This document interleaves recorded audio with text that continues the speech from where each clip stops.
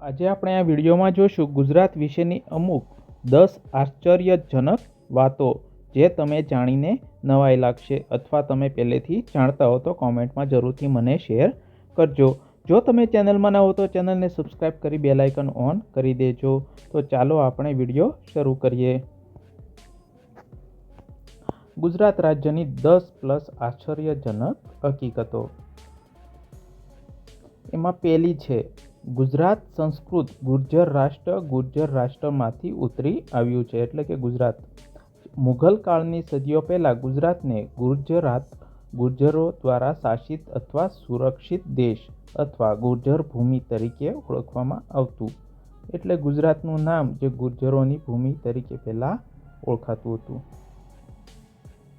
બીજા નંબરનું, અન્ય કોઈ પણ ભારતીય રાજ્યની સરખામણીમાં ગુજરાત પાસે સૌથી લાંબો દરિયા કિનારો છે. એટલે ભારતમાં જે કંઈ રાજ્ય આવેલા છે દરિયાકાંઠે, એમાંથી સૌથી વધુ લાંબો દરિયા કિનારો ગુજરાત રાજ્ય પાસે છે.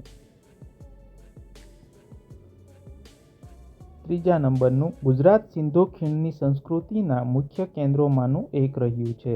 તેમાં સિંધુ ખીણના મુખ્ય પ્રાચીન મહાનગરો છે, જેમ કે લોથલ, ધોળાવીરા અને ગોલાધોરો. ભારતના પ્રથમ બંદરની સ્થાપના પ્રાચીન શહેર લોથલ ખાતે કરવામાં આવી હતી. નંબર 4, પશ્ચિમના જે કંઈ ભારત દેશ છે તેમાં પશ્ચિમનું જે કંઈ છે ગુજરાત રાજ્ય તે રત્ન તરીકે ઓળખાય છે.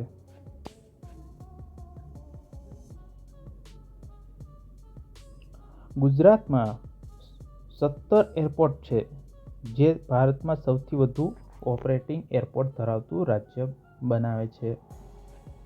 છે ને નવાઈની વાત, 17 એરપોર્ટ આવેલા છે ગુજરાતમાં.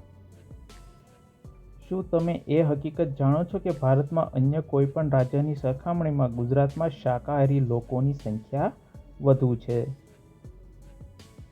નંબર 7, ગાંધીનગર સમગ્ર એશિયામાં સૌથી હરિયાળી રાજધાની ધરાવે છે. ત્યાં વધુ ગ્રીનરી આવેલી છે જે ગાંધીનગરમાં છે, અને એ બી આપણા ગુજરાત રાજ્યમાં આવેલું છે, જે આપણું રાજધાની છે. ગુજરાતની પ્રથમ રાજધાની અમદાવાદ હતી. 1970માં રાજધાની ગાંધીનગર ખસેડવામાં આવી હતી. એટલે કે ગાંધીનગર પહેલા આપણી જે કંઈ ગુજરાતની રાજધાની હતી એ અમદાવાદ હતી.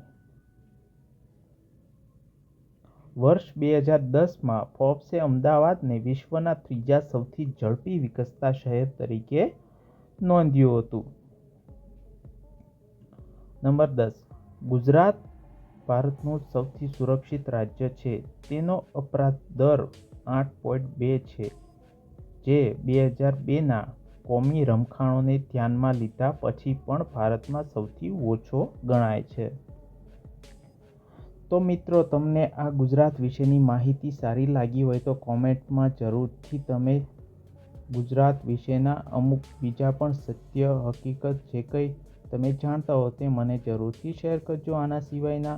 અને ચેનલમાં ન હો તો ચેનલને સબસ્ક્રાઈબ કરી બેલ આઇકન ઓન કરી દેજો. તો મળીએ હવે બીજા વિડીયોમાં. ત્યાં સુધી ધન્યવાદ. જય હિન્દ, જય ભારત.